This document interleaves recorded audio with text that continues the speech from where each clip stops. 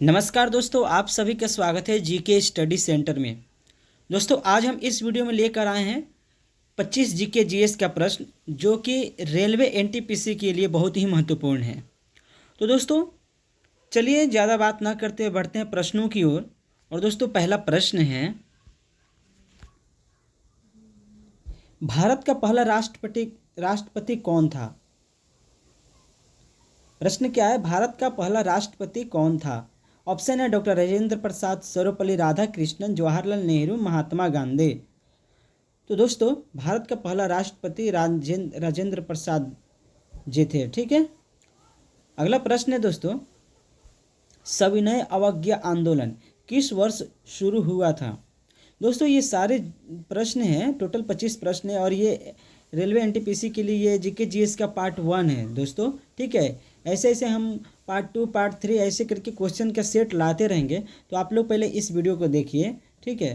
प्रश्न क्या है, सविनय अवज्ञा आंदोलन किस वर्ष शुरू हुआ था? ऑप्शन है 1920, 1930, 1942, 1919। तो दोस्तों, इसका राइट आंसर क्या होगा? इसका राइट आंसर होगा ऑप्शन बी, 1930।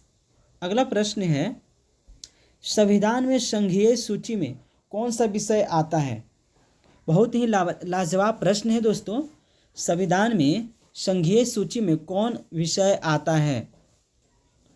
तो दोस्तों, ऑप्शन है शिक्षा, पुलिस, रक्षा, स्वास्थ्य। यदि आप इस प्रश्न का आंसर जानते होंगे तो आप लोग कमेंट करके बताइए। ठीक है। वैसे हम भी बता दे रहे हैं इसका आंसर क्या होगा, फिर भी आप लोग यदि जानते हो ईमानदारी से आप लोग कमेंट करके बताइए। ठीक है, मेरे बताने के बावजूद भी। ठीक है। तो दोस्तों, इसका राइट आंसर होगा रक्षा, ऑप्शन सी। ठीक है। अगला प्रश्न देखेंगे,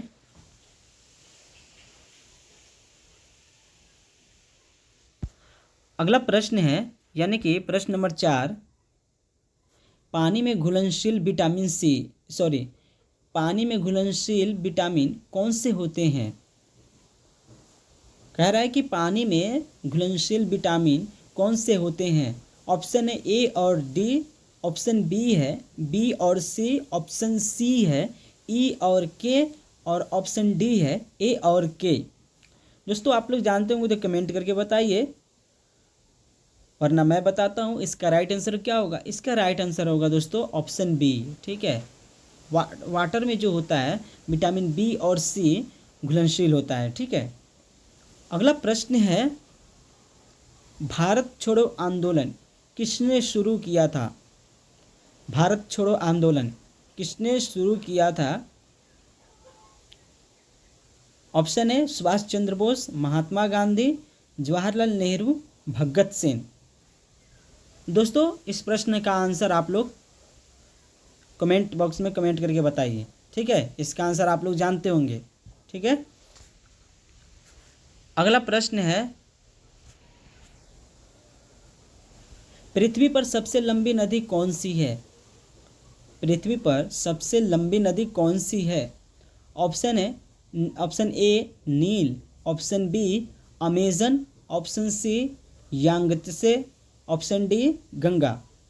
दोस्तों, अगर आप लोग को इस जो भी मैंने प्रश्न बनाया है इसका अगर पीडीएफ चाहिए, ठीक है, तो आप लोग कमेंट करके बताना। ठीक है। मैं पीडीएफ डाल दूंगा। ठीक है, कमेंट बॉक्स में या डिस्क्रिप्शन में पीडीएफ मैं बाद में डाल दूंगा। ठीक है। आप लोग कमेंट करके बताइएगा। ठीक, यदि आप लोग को पीडीएफ लेनी है तो।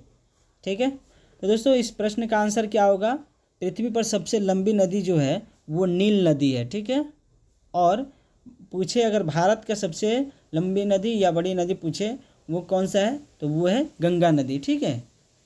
लेकिन यहाँ पूछ रहा है कि पृथ्वी पर पूछ रहा है, पृथ्वी पर सबसे लंबी नदी कौन सी है? नील नदी। अगला प्रश्न है, सूर्य का ऊर्जा स्रोत क्या है?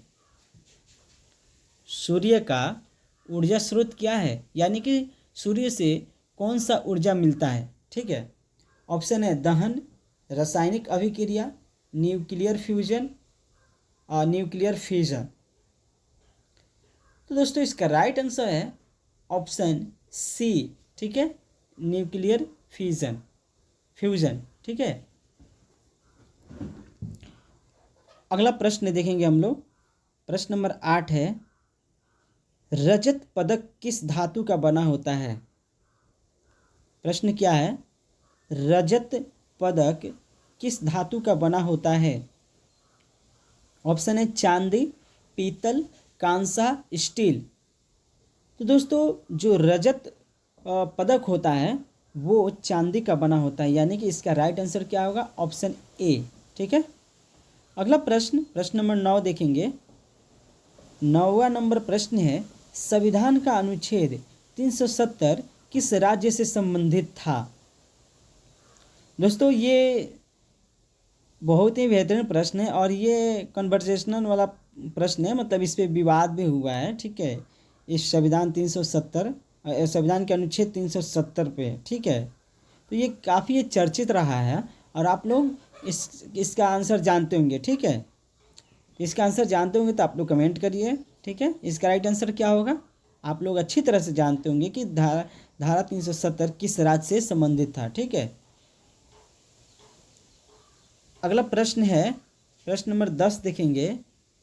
भारत का राष्ट्रीय गान किसने लिखा? भारत का राष्ट्रीय गान किसने लिखा?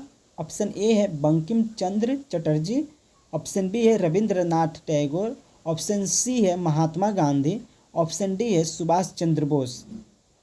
तो भारत का राष्ट्रीय गान दोस्तों रविंद्रनाथ टैगोर जी ने लिखा था। ठीक है। बहुत कोई कन्फ्यूज रहते हैं कि राष्ट्रीय गान किसने लिखा और राष्ट्रीय गीत किसने लिखा। ठीक है, तो ये राष्ट्रीय गान रविंद्रनाथ टैगोर जी ने लिखा है। ठीक है। अगला प्रश्न है, लाल किला किसने बनवाया? लाल किला किसने बनवाया?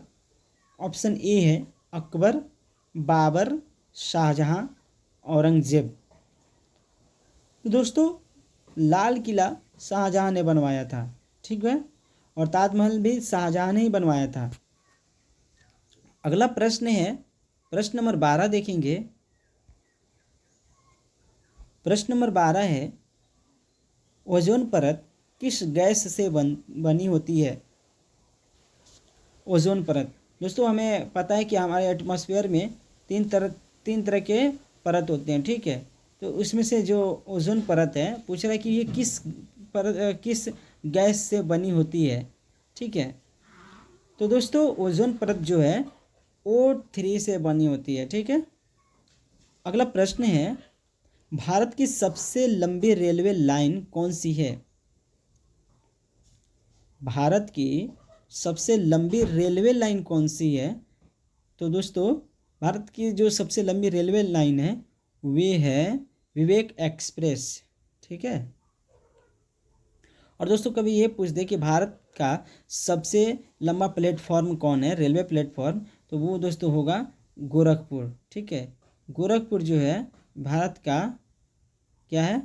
सबसे लंबा रेलवे स्टेशन है। ठीक है। अगला प्रश्न है, प्रश्न नंबर 14, आयरन का रासायनिक प्रतीक क्या है? प्रश्न क्या है? आयरन का रासायनिक प्रतीक क्या है? ऑप्शन ए है Ar, ऑप्शन बी है आई, ऑप्शन सी है Fe, ऑप्शन डी है F। तो दोस्तों आयरन का रासायनिक नाम है Fe। ठीक है, Fe है। ठीक। अगला प्रश्न है, प्रश्न नंबर 15 देखेंगे। भारतीय राष्ट्रीय कांग्रेस की स्थापना कब हुई थी? भारतीय राष्ट्रीय कांग्रेस की स्थापना कब हुई थी? तो दोस्तों भारतीय राष्ट्रीय कांग्रेस की जो स्थापना हुई थी वो वर्ष था 1885। 1885 में भारतीय राष्ट्रीय कांग्रेस की स्थापना हुई थी। ठीक है। अगला प्रश्न है, प्रश्न नंबर 16 देखेंगे। प्रश्न नंबर 16 है, पंचवर्षीय योजना का उद्देश्य क्या था? प्रथम पंचवर्षीय योजना का उद्देश्य क्या था? ऑप्शन ए है उद्योग विकास, कृषि विकास, ऑप्शन सी है शिक्षा, ऑप्शन डी है स्वास्थ्य। तो दोस्तों प्रथम पंचवर्षीय योजना जो था वो कृषि विभाग का उद्देश्य था। ठीक है, ये कृषि विभाग के लिए ही था। ठीक है, कृषि विकास के लिए। ठीक है। प्रश्न नंबर 17 देखेंगे, मानव शरीर की सबसे बड़ी ग्रंथि कौन सी है? अक्सर ये इस प्रश्न से हम लोग बार बार रूबरू हो चुके हैं। ठीक है, मानव शरीर में सबसे बड़ी ग्रंथि कौन सा है?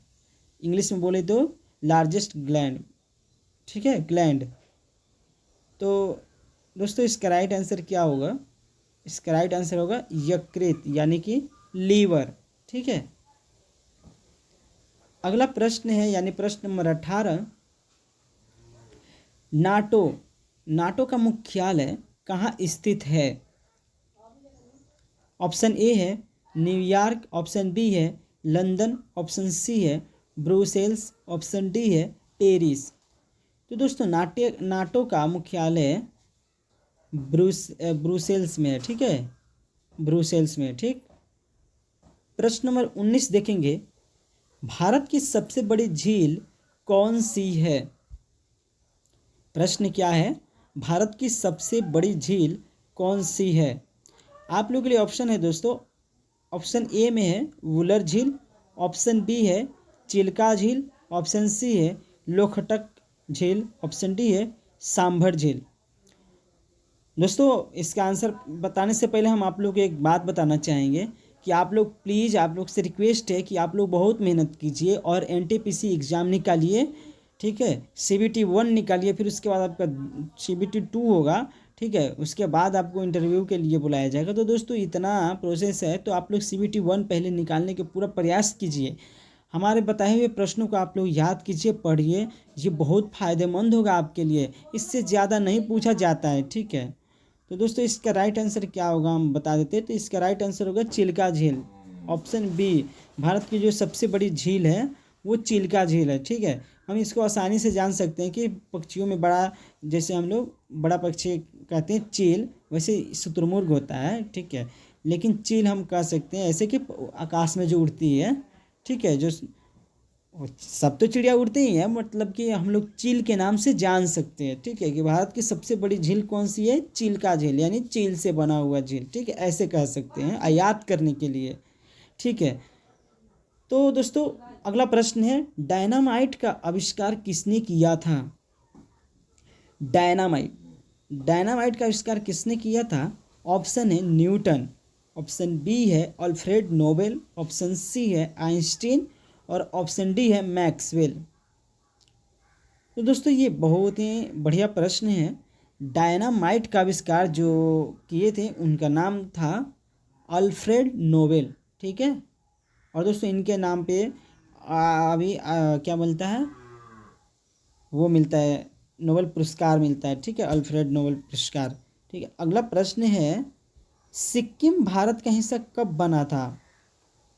सिक्किम भारत का हिस्सा कब बना था? तो दोस्तों सिक्किम जो है भारत का हिस्सा 1975 में बना था। ठीक है, कब बना था? 1975 में। अगला प्रश्न है प्रश्न नंबर 22 देखेंगे। प्रश्न नंबर 22 है संविधान की प्रस्तावना में कौन से शब्द बाद में जोड़े गए?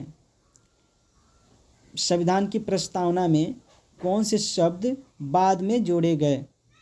तो दोस्तों संविधान की जो प्रस्तावना है उसमें बाद में जोड़ा गया जो शब्द है वो ये है धर्मनिरपेक्ष समाजवादी। ठीक है, इसका राइट आंसर क्या होगा? Option A, option A. ठीक है, अगला प्रश्न देखेंगे हम लोग। प्रश्न नंबर 23 विश्व का सबसे ऊंचा जलप्रपात कौन सा है? आप लोग याद रखिएगा, विश्व का सबसे ऊंचा जलप्रपात कौन सा है? अक्सर ये सवाल पूछे जाते हैं। ठीक है, तो दोस्तों विश्व का जो सबसे जल प्रपात है, फॉल्स जिसे फॉल्स कहते हैं, सबसे ऊंचा जलप्रपात जो है एंजल फॉल्स है। ठीक है, एंजल फॉल्स। ठीक है, ऑप्शन बी।